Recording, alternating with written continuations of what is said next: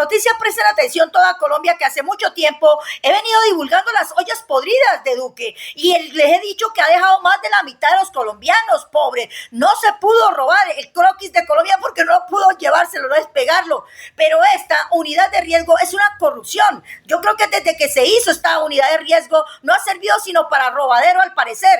En el gobierno de Duque pasó lo mismo. Vamos a hablar del cartel de las marionetas, sí, donde está Mario Cataño, pero allí hay una persona tan importante que yo les traje hace mucho tiempo que está involucrada en esta corrupción, que ha asistido de la ultraderecha, del innombrable, sino que los medios lo callaban. Esto de Mario Cataño tenía que tener una relevancia grandísima porque hubo mucho robo. Gracias, como Perú, donde estaba involucrado claramente el sospechosamente fallecido excongresista del Partido Liberal, Mario Castaño, y donde también habría participado pues varios alcaldes locales, varias autoridades locales, pero también, ojo, presuntamente alias La Madrina, que ustedes ya saben quién tiene ese alias o quién lo tuvo en el gobierno de Iván Duque, quien apareció en diversas ocasiones en el escándalo de las marionetas. Algo sí sospechoso alrededor de esto es Mario Castaño. Mario Castaño fue uno de los pocos condenados alrededor del escándalo de las marionetas, por lo menos de congresistas o de carácter político. Pero este señor privado de la libertad, cuando se supone lo está custodiando el INPE, cuando se supone que tiene una seguridad al interior de la cárcel desde el deber ser, ¿no? Termina perdiendo la vida de manera misteriosa por un paro cardíaco. O sea, algo que a mí todavía me genera muchas dudas. Pero bueno. Pero ya ustedes saben, les he dicho en todos los videos que he hecho por qué los testigos del innombrable de esta gente se va. Pero miren dónde estuvo el innombrable, en ese lugar que es un lugar que adoran a lo que está viendo usted ahí. Sí, señor. Entonces, ¿qué se puede esperar de Mario Cataño, que estando en la cárcel le dio un paro de un momento a otro estando bien y como que la familia dice que no sufría de nada? Y así se ha ido todo. Esta categoría para la gestión de riesgo y de desastres es noticia, pero no es novedad. El ex senador Mario Castaño, muerto en prisión el 18 de diciembre del año 2023 y líder de la banda de las marionetas, conocía al detalle el mecanismo de abuso y enriquecimiento más lucrativo del Estado y lo aplicó a sus anchas durante el gobierno de Iván Duque. Por ejemplo, en marzo de 2022, durante las audiencias contra el grupo criminal liderado por el entonces presidente de la Comisión Cuarta del Senado, justo la encargada del presupuesto nacional, la Fiscalía reveló el top de las entidades públicas que más aparecían mencionadas en las 3.535 llamadas telefónicas hechas o recibidas por el tinglado de funcionarios corruptos al servicio de Castaño y sus secuaces.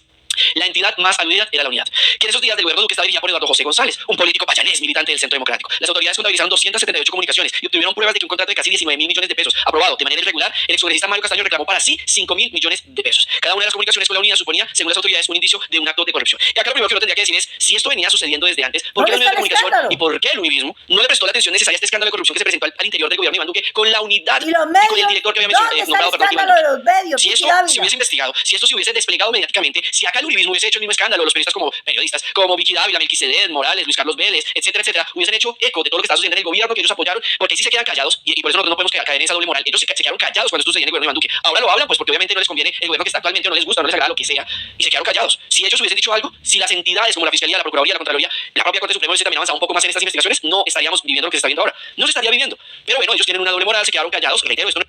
Menos mal que nosotros aquí nunca hemos tenido una doble moral. Todos los escándalos de Gustavo Petro, de su hijo, y ahorita lo que está pasando en esa misma unidad de riesgo, que es una corrupción que viene de atrás. Esto viene hace mucho tiempo. Pero ¿quién es alias La Madrina, que está involucrada en las marionetas de Mario Cataño, que por cierto se fue a este mundo? Y como todos los testigos, como este señor se llama Mario Cataño, se fue. Y no sabemos cuándo se fue, porque la verdad, estos testigos... El contrato de 19.000 millones.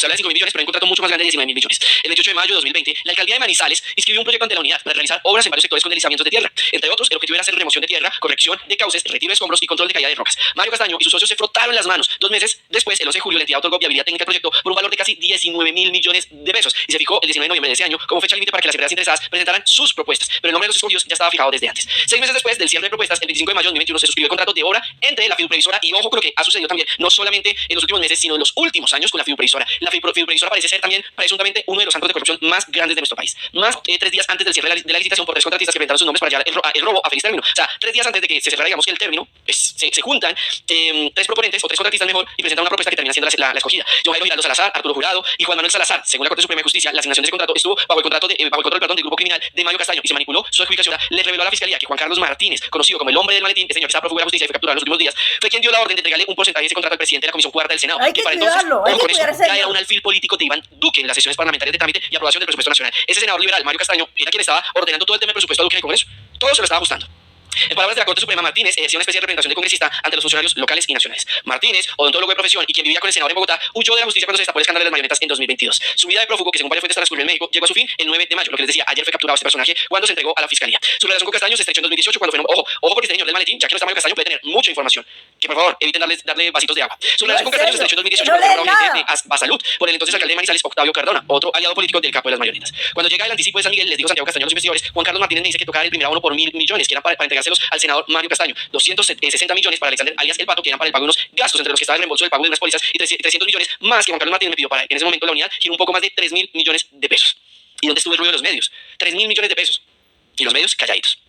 Eso, hay que advertir, fue solo un adelanto. Mario Castaño pidió el 33% del contrato, unos 5.000 millones de pesos, según se escuchan las llamadas interceptadas por la fiscalía. Según las autoridades, otra parte de los recursos se invirtieron en las obras para la construcción de un edificio de 4 pisos en el sector de La Paz de la 24 en Manizales. Castaño Morales indicó que llegó a ese acuerdo con Juan Carlos Martínez y el senador Mario Castaño, con quienes se reunió en su apartamento en Bogotá en 2 oportunidades. En la investigación de la Corte Suprema y de la Fiscalía pasó de soslayo el nombre del director de la supervisora, Andrés Mauricio Flores.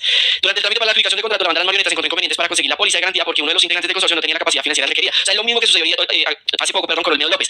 Lo mismo, solo que no hubo escándalo, no hubo investigaciones, no hubo absolutamente nada. Grisales Flores, que en la actualidad es gerente de Previsora Seguros, le solucionó sin pase a su amigo Mario Castaño y el contrato siguió adelante.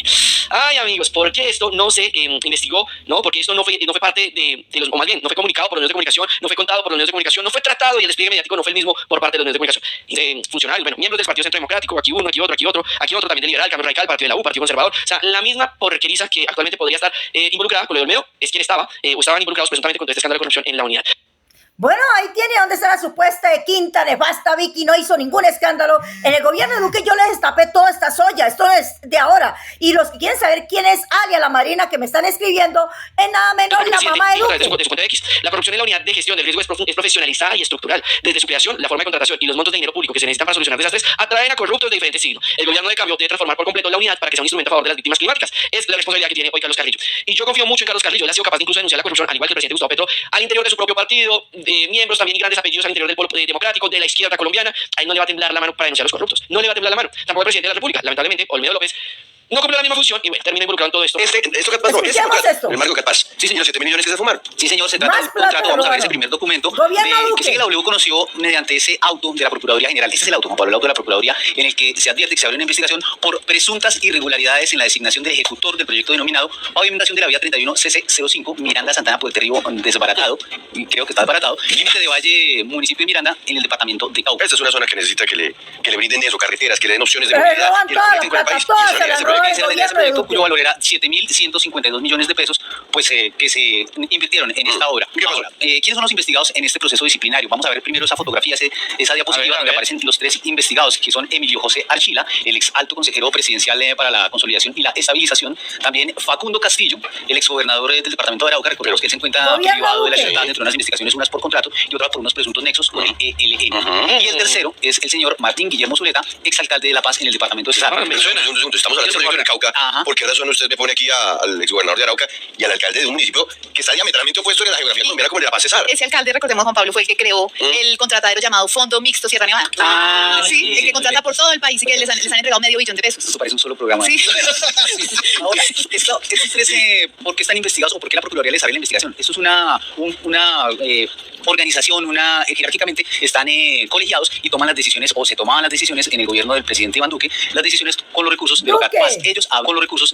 Ellos habrían tomado una decisión. Sin embargo, lo que nos dicen es que este proceso, lo que se está cuestionando es la idoneidad, o por lo menos la experiencia del contratista. Entonces, vamos a ver ahora el siguiente documento, que son los hechos presuntamente irregulares, de acuerdo con el Ministerio Público, la Procuraduría General. El proyecto fue presentado por el departamento del Cauca, o sea, el departamento presentó el proyecto y ellos mismos presentaban quién iba a ser el ejecutor, y ellos designaron como entidad ejecutora y encargada de la contratación de esta interventoría al Fondo Mixto para la promoción del deporte, del desarrollo integral y la gestión social. Aquí ya arrancamos más, Mauricio, porque cuando se habla de Fondo Mixto, estamos hablando de un contratadero. Y por ende, el Fondo Mixto luego podría direccionar esa plática a donde se le diera la regalada gana, sin que lo supervise absolutamente nadie. ¿Por qué? Porque recuerden ustedes que los contrataderos se los inventaron para hacer de la contratación pública y sobre todo de la transparencia de la licitación pública un chiste o una burla de los políticos. Exactamente, Pablo. Un índice de gestión de proyectos de regalías insuficiente al tener un porcentaje del 18%. ¿Cómo así? O sea, designaron a una empresa, a un fondo mixto para desarrollar el proyecto, cuando en realidad esta entidad No Era una servía. entidad que cumplía. No cumplía con los requisitos. No cumplía con los No, requisitos. no puede ser, don Mauricio. Claro, y ahora vamos a ver sobre estos 3 funcionarios, si quieren, para que lo hagamos. Pues se ciñe por su manual de contratación, desconociendo que los recursos son públicos provenientes del Sistema Nacional de Regalías, lo cual le obliga a aplicar el régimen de contratación pública. Lo dicho, como contratadero, se volaron los términos para contratar